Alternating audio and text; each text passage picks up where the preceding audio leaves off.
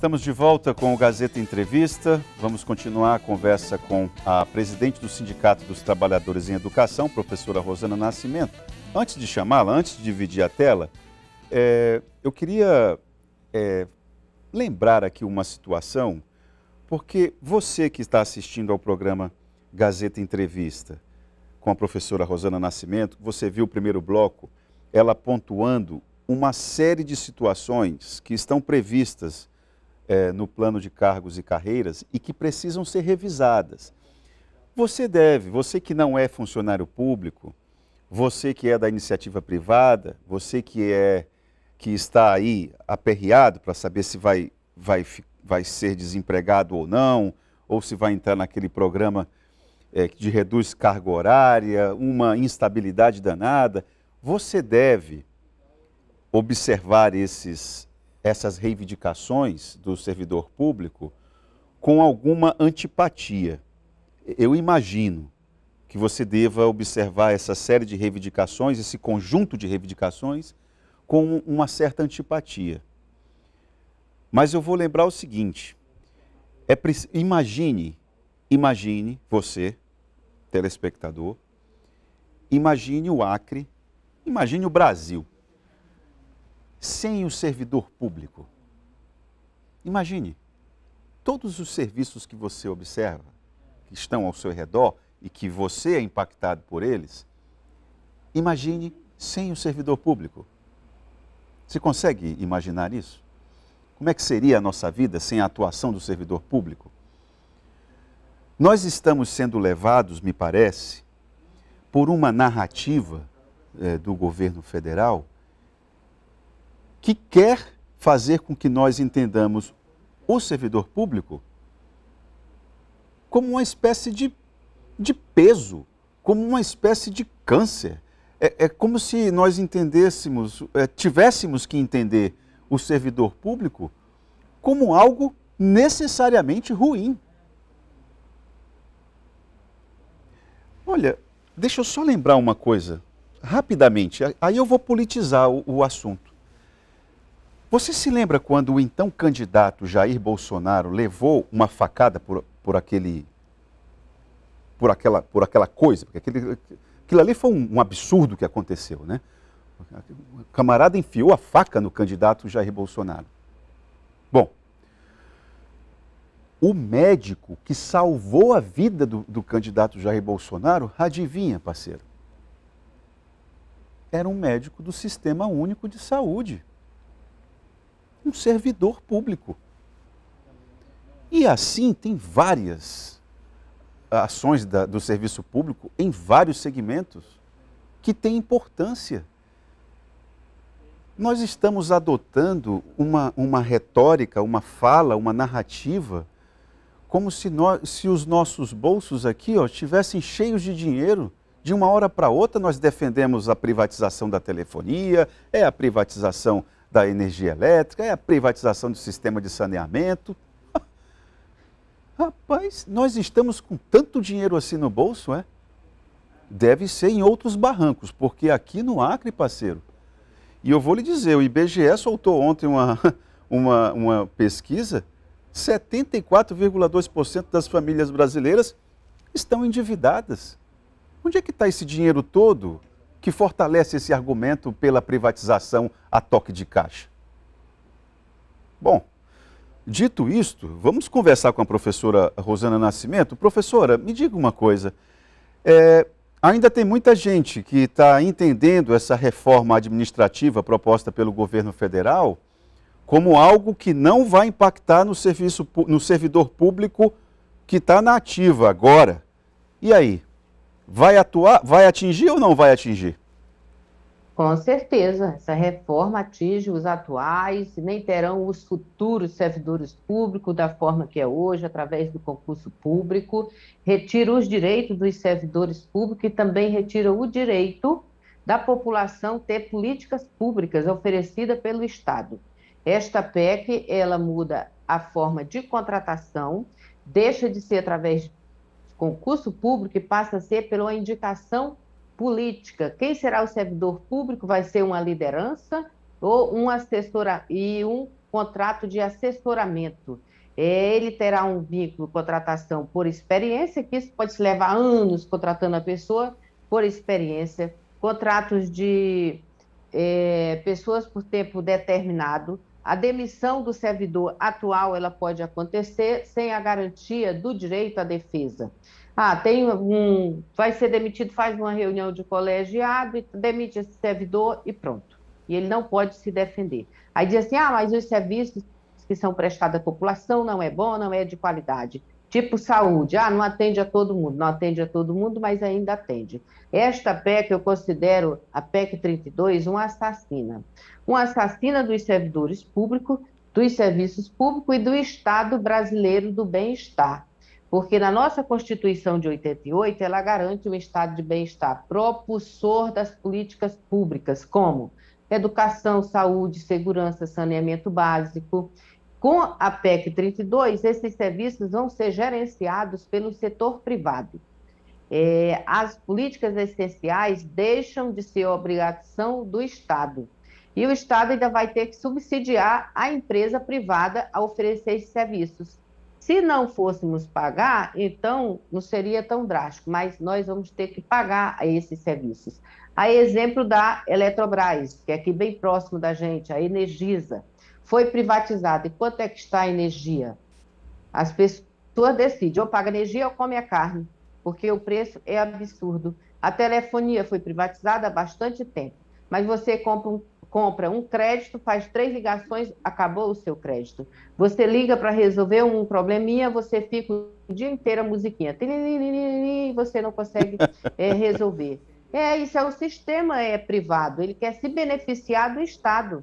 É a política do neoliberalismo, onde tem o seu grande objetivo, um Estado mínimo, que só vai oferecer aqueles serviços que não tiver interesse da empresa privada. Professora, o público não é importante para esse sistema. Professora, então, afeta os atuais e todos também já no fundo previdenciário. Professora, eu vou dar um destaque em relação a isso que a senhora está falando, que é o seguinte, olha, o servidor perde a estabilidade,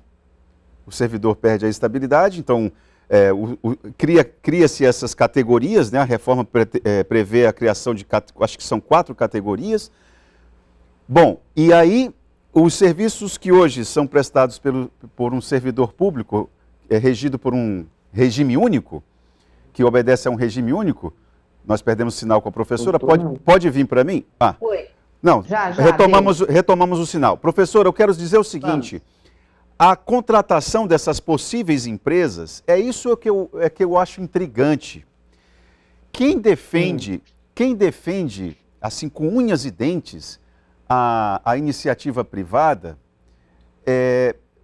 me parece incoerente, porque, ora, você que critica tanto o governo, como é que você vai defender a ideia de que uma empresa X e Y passe a prestar serviço para o governo, por mais legal que seja, mas é incoerente, porque você vai ficar mamando nas tetas do Estado. Sim. Então, assim, digamos que, olha, o capitalismo, não, tem que fortalecer a iniciativa privada, gerar empregos na iniciativa privada, porque a iniciativa privada é que gera riqueza, etc. Mas desde que mame nas tetas do Estado, né? Então, aí, professora, só vai mudar o cofre da coisa, né? Sim. E quem vai ser beneficiado com a PEC 32? A elite é que vai ser beneficiada. Aí dizer, mas vai tirar, vai atingir todo mundo. Não. Todas as reformas só atingiu o servidor público que executa as políticas públicas. Veja, o Poder Judiciário nunca foi prejudicado com nenhuma reforma, os militares nunca foram prejudicados com nenhuma reforma, o Legislativo nunca foi prejudicado com nenhuma reforma. Quem foram os prejudicados nas reformas? Reforma trabalhista, privatização, a reforma da Previdência e agora a reforma administrativa. O povo brasileiro, a população, é quem sofre mais, é o servidor público, e servidor público não é privilegiado. Servidor público tem funcionários recebendo um piso abaixo do salário mínimo. Eu sempre dou o exemplo da minha própria categoria, que é professores, a média de salário é 2 salários mínimos. Tem município pagando o salário mínimo aos professores por nível superior. Então, onde é que existe privilégio em servidor público? Não, concurso público, muitos anos que não tem concurso público. Hoje são poucos para atender a população. E um fator assim dessa PEC, ela vai passar plenos poderes para o presidente dizer quantas contratações vai ter para os serviços públicos, porque hoje tem que ter uma lei, né? Pela quantidade tem uma regulamentação. Isso cai. O presidente vai determinar quantos empregos no serviço público vai ter, vai poder fundir universidades com outras universidades, os institutos de educação federais. Então, ele vai ficar com todo o poder. E a educação de nível superior ao filho do povo brasileiro vai para onde? Isso é uma forma para privatizar as universidades. E se vem uma empresa público-privado gerenciar a educação, acha que vai ser de graça? Não. E o filho do trabalhador vai poder pagar, o assalariado? Aí as pessoas costumam dizer que, mas nos outros países, como os Estados Unidos, Noruega, não sei aonde, funciona assim, o trabalhador paga. Vamos comparar o salário que a grande massa do povo brasileiro recebe abaixo do salário mínimo. Nos Estados Unidos, digamos que o limpador de vidro, a diarista, o pintor, o pedreiro, eles ganham um salário de 10 mil dólares e outras profissões 20 mil. Nunca é um salário mínimo. Como eles podem pagar a saúde, podem pagar a educação. E o povo brasileiro, que recebe, na sua grande maioria, o salário mínimo, abaixo do salário mínimo, como pagar esses serviços essenciais como saúde, educação, segurança, saneamento básico, essas coisas que a população tem que ler. Leiam, gente. Professora. Busque informações. Professora, tem um aspecto desse debate que eu acho que os próprios sindicatos precisam se comunicar melhor, fazer uma defesa melhor. Sim. Que diz respeito à questão da estabilidade. Ainda não está clara a defesa que os sindicatos fazem em relação à estabilidade. Os sindicatos defendem que quanto maior a estabilidade, tanto melhor a prestação de serviço. Essa relação é direta assim? Se é assim, por que a qualidade do serviço público ainda não garantiu, não está no grau de excelência? O que a perda da estabilidade no serviço público, em que ela vai comprometer a qualidade do serviço? Ora, isso existe uma estratégia de oferecer os serviços que não são de qualidade ao povo. É não oferecendo as condições para o servidor público atender. Veja que nos hospitais faltam de tudo. Como é que um enfermeiro, um médico, presta um serviço de qualidade se ele não tem os instrumentos, equipamentos necessários para realizar seu trabalho? Vejam outros segmentos de cartório, de outras secretarias diferentes de educação, porque eu só falo educação. Como prestar um serviço se ele não tem as condições necessárias dos equipamentos para prestar esse serviço? Agora há pouco você falou as condições de trabalho na educação. Como que nós vamos ter uma educação de qualidade quando nós já estamos na 4ª geração e nós ainda estamos engateando no perfil da 2ª Revolução Industrial? É a 4ª Revolução Industrial e nós ainda estamos no perfil da 2ª. Os serviços não são de qualidade, a culpa não é do servidor público, a culpa é do próprio sistema, do próprio governo, que não oferece as condições necessárias. E o quadro desses servidores está reduzido, poucos fazendo para atender uma quantidade enorme de clientes, ou seja, da população. É necessário ter esta compreensão. A estabilidade é a garantia de que ele não vai ser demitido por qualquer motivos fúteis ou políticos ou perseguição. Ele vai ter o direito de ter sua legítima defesa. Isso é que é a estabilidade. E ela acaba quando? Esta PEC acaba com o regime jurídico único, que é o sistema estatutário da garantia dos direitos dos servidores. E cria um outro regime jurídico pessoal, de pessoas. É certo. Ai, desculpa, gente.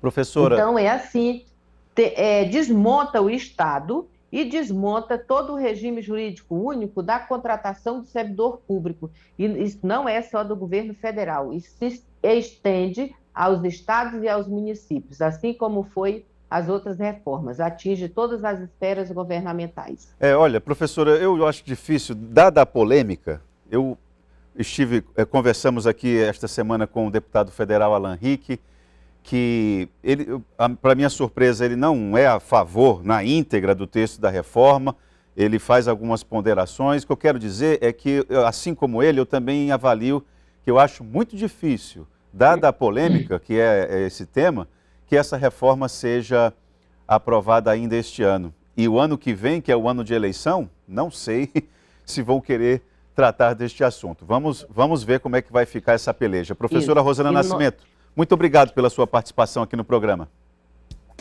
Nós que agradecemos e dizer ao povo acriano, ao povo brasileiro, que leiam, busquem informações a respeito desta PEC, que ela não é bonita assim como está sendo apresentada na mídia governamental. E o sindicato, nós estaremos fazendo o debate, começamos com a nossa categoria e vamos estar envolvendo também outros servidores e a população em geral. Muito obrigada. Obrigada, professora Rosana Nascimento, presidente do Sinteac. Vamos para o intervalo e já voltamos com o Gazeta Entrevista.